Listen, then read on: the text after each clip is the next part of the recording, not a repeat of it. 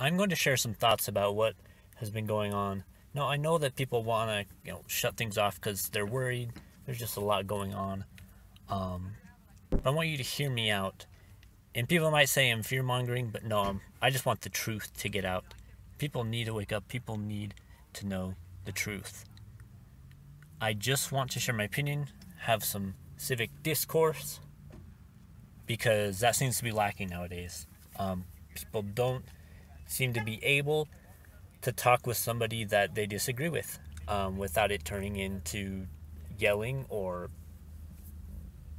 not even communication at all, just ending communication with people that they disagree with. So, did you know that one of the most powerful organizations right now has its co-founders that self-proclaimed themselves as trained Marxists? And these people also took a picture with Nicolas Maduro, who is Venezuela's president. And Venezuela is not doing very good right now. Venezuela is a Marxist, socialist, communist country. And this organization is called Black Lives Matter. Now, I will say Black lives do matter. But for these reasons and others, I do not support the Black Lives Matter organization or movement. Now, you can have whatever opinion you want. I'm not going to tell you to stop supporting them because that's your decision. You do the research, you study, you think about it.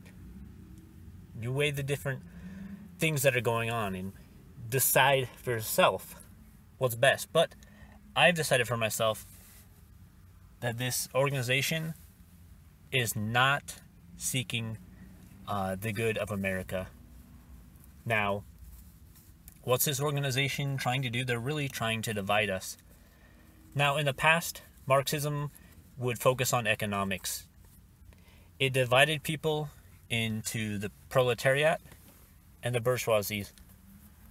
Or in other words, the working class versus the ruling class. Now, what are they trying to do? Well, they're trying to divide us any way that they can. Black versus whites. Police versus everyone else. Any way they can. So, I will say this, that it is not going to stop here. That in the future, they will find another topic to divide us into different groups. And they'll claim that one is oppressed and one is the oppressor. So it won't stop here. And people really need to wake up. It would be kind of nice if this were about racism, but I'm sorry, it's not. And a lot of people feel like what's going on right now is not helping the country as a whole. How do we have a conversation about racism? People have different opinions about what that means. So I will say this, that the average politician does not care more about African Americans than the average American citizen. Now, you're saying, well, you're just making a group statement. How can you know if that's true? Well, I can say this, that Joe Biden seems to think this way. When he said, if you don't vote for me, you're not black, he views black people as a group, not necessarily as individuals. And America is all about individualism. So, I can't support that. I can't support putting people into groups. Now, is there racism in this country? Yes. But what is happening right now is not going to resolve it. It's not going to help the country overall. Let's say you do get rid of racism.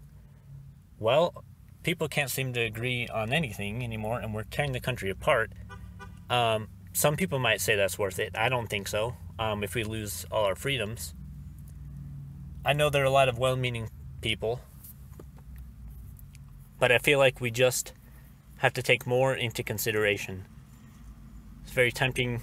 It seems like the right thing to do, to support people that are oppressed, but it's being played up.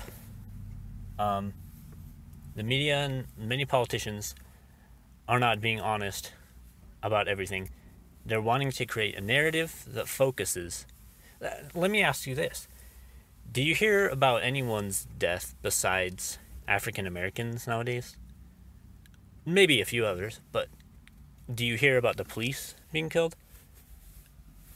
No, unless you check multiple news sources on the right side and on the left, you're probably not going to hear everything that's going on.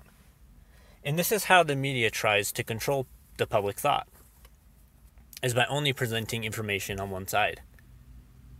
So we as Americans, we need to know what is going on. We need to really be informed. And we need to know our history. That's what's happening with the destruction of these monuments and statues. I guess they're not really monuments. It doesn't really matter whether that person was racist or not, because plenty of people who were not racist were torn down. It's about erasing history and starting over. A very Marxist idea. I don't believe that everything needs to be burned down just so we can root out racism. There's a better way of doing this. So we need to know our history. I'm not going to get into specifics too much right now, but you need to know your 1900s history. More specifically, towards the beginning and towards the middle. We're repeating a lot of it. One thing I will say is that in 1914, World War I started by an assassination. And it was not an assassination by, someone in a big country like Germany or France, England. It wasn't. It was a smaller country, but because that they were not able to de-escalate, because of the alliances that were formed, is this one act turned into something huge, devastating. Instead of just trying to resolve through diplomacy or letting those two countries figure it out, they resorted to all-out warfare. And I do understand that there is a point where you need to defend your allies. But here's where it comes into play now is anything can trigger up something huge. Something that doesn't want to stop, doesn't want to discontinue. Because people want to keep these riots going to pressure the public into making decisions, into supporting movements. The problem is they're not doing it very civically, and people are okay with this in a lot of walks of life. And wow, we're in a pandemic right now, and they told us to stay inside. People would protest because they didn't like the lockdowns. And what were these protesters told? By the way, peaceful in basically every situation. They were told, no, you can't do this, go inside. Well, a little bit later, the George Floyd situation arises. And now people are told that it is okay to protest because it's for this cause. That's extremely biased, extremely hypocritical. I just want everyone to see this. I love this country. I, again, will say that Black lives do matter. I love everyone. I just want people to understand what is happening and where this could lead to. Thank you.